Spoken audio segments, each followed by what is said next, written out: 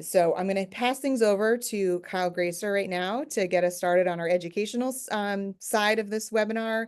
We'll have some input periodically from the rest of the panel, and then we'll dive into some case studies. So Kyle, take it away.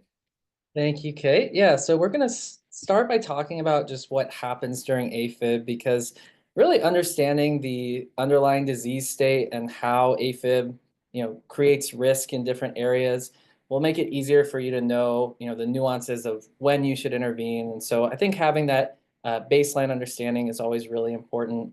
As we're all aware, AFib is our most common arrhythmia. I'm sure we all see it very frequently. There's a lot of risk factors that make AFib more likely to develop.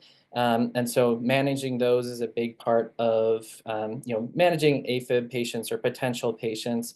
And it increases mortality, it increases adverse outcomes, it increases healthcare burden. So definitely one of our most important rhythms to manage. And it's very complex with a lot of complex management around it. And so part of that is just the underlying mechanism of AFib. It's not even fully understood, and it's very complex and will present differently in different patients. But we know that generally speaking, it is a very rapid, chaotic atrial rhythm with irregular conduction to the ventricles. And so the actual basis for AFib, as I said, is not fully understood, but it largely revolves around a combination of rapid triggers that actually initiate the rhythm and a vulnerable substrate that sustains it, meaning the underlying tissue state that allows those re-entrant circuits that are happening to continue. And so the rapid triggers we know mostly originate around the pulmonary veins, but they can originate in other areas.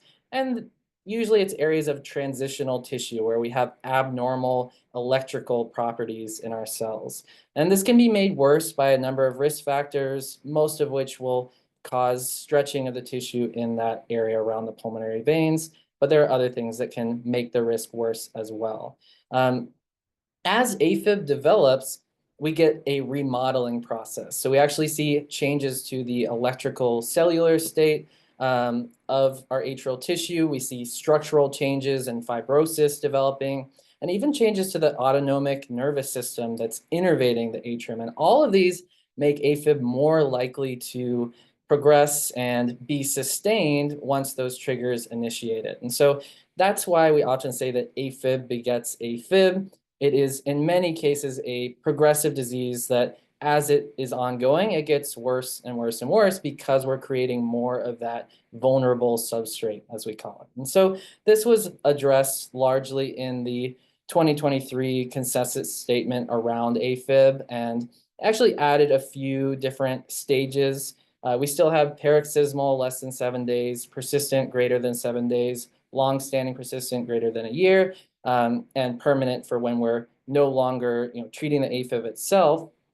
But we've also added at risk for AFib, pre-AFib, just to make sure we're really focusing on high-risk patients and doing those lifestyle modifications and risk factor management as well. But keeping in mind this is a progressive disease, so the earlier we intervene, the more likely we are to be successful in managing AFib. So the foundation for this, like I said, is managing risk factors. But once AFib develops, we're going to use pretty much a three-pronged approach of stroke prevention, rhythm control, and rate control. And we're going to talk mostly about stroke prevention here, but we will also touch on rhythm control and rate control and how that comes in for device patients. So our first question around stroke prevention is, when should patients be on anticoagulation? So AFib patients are 5 times more likely to have a stroke. This is usually an embolic stroke from a thrombus that develops in the left atrial appendage and then breaks off and travels up to the brain. So our options here are really to prevent clot formation, which is what anticoagulation is for, or to prevent clot migration, which is what left atrial appendage occlusion is for, or a combination of both. I won't go too deep into this. If you want to know more, happy to answer questions at the end. But part of what causes this increased stroke risk in AFib is that it really hits all key factors that make thrombosis more likely. We have pooling of the blood, we have injury to the endothelial cells, and we have an increase in hypercoagulable factors in the bloodstream, all related to AFib. So we really hit all three notes that make it more likely to happen, which is why we need this complex management strategy. And we also have to consider patients' other risk factors. So that's why we will go through our CHADS-VAS score and think about, okay, other than AFib, what are the risks for stroke in this patient? That will help physicians decide how, if they need to go on anticoagulants or not. This will be a very helpful tool for deciding that. So knowing other stroke risk is really important there. In addition, we want to think about bleeding risk because anticoagulants, while they can prevent stroke, they can actually cause bleeding because we're not clotting normally. That's the whole point of clotting, is to prevent bleeding. So there are scores that can be used to assess bleeding risk. The key thing to think about with these scores is having a high bleeding risk is not a reason to withhold anticoagulants because we still have that stroke risk. A lot of factors that increase bleeding risk also increase stroke risk. So it might even be more imperative to have anticoagulation or something else to manage stroke. But having this high bleeding risk as well might be a reason to withhold other medications that are increasing bleeding risk, or maybe to consider something like left atrial appendage occlusion. It will go into the decision-making process. As far as stroke management, I mentioned we have medications as well as left atrial appendage closure. So warfarin is our most common, or our traditional, I should say, anticoagulant that's going to block vitamin K, which is a part of our coagulation cascade, which leads to that clotting. There are also newer, I say newer, they've been around for over a decade. We have our novel oral anticoagulants, also known as direct-acting oral anticoagulants. So Pixaban or Eliquis is an example of that, which will have a bit more of a direct effect and on that coagulation cascade and is a little bit more manageable in terms of dosage and bleeding complications. And then we have left atrial appendage occlusion.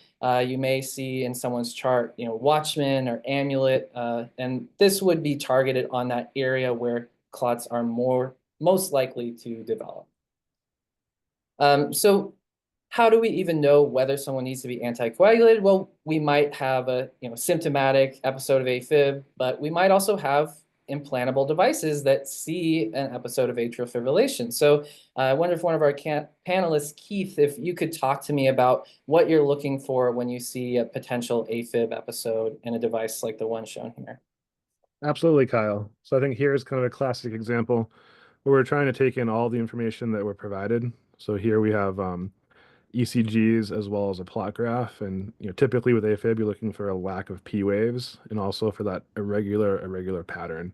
So sometimes we can't always tell for sure if there are P waves or not depending on the size of the ECG, but it's pretty clear on this plot graph in particular that you have that irregular kind of scatter plot right there in the middle where the patient's in AFib.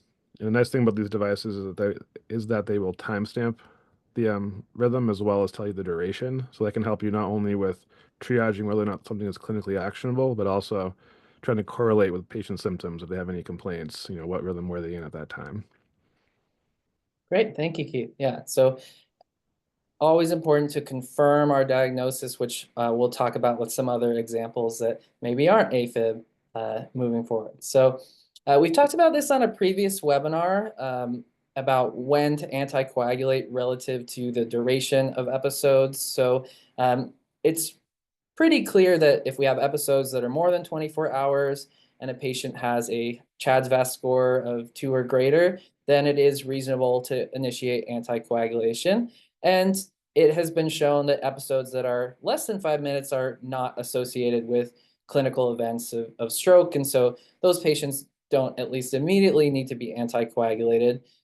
We still should monitor them because they're more likely to maybe have further episodes of AFib or other arrhythmias in the future, but not a reason for anticoagulation. And there's a little bit more of a gray area when we have patients who are maybe between that 5-minute mark and 23.5 hours, or if patients have a lower CHADS-VAS score. There are some studies looking into some of these patient populations, but really it's important to have as much information as possible and make sure we know all our device information is accurate and in terms of duration and how long they've been in their arrhythmias, so that we can help make the best decision for that individual patient. As far as non-pharmacological, so not anticoagulants, you might see, like I said, in someone's chart that they had a Watchman or an amulet put in. Those are the two current FDA-approved devices for percutaneous left atrial appendage occlusion. So this is a catheter-based device. And so this might be done for patients who are contraindicated for anticoagulation or who have both a high stroke risk and a high bleeding risk. It might be an option for them. Patients might also get a surgical left atrial appendage exclusion. Usually this is someone who's already undergoing a separate cardiac surgery. And most of those patients would still continue on anticoagulation along with that left atrial appendage exclusion. So they would usually keep on their medications.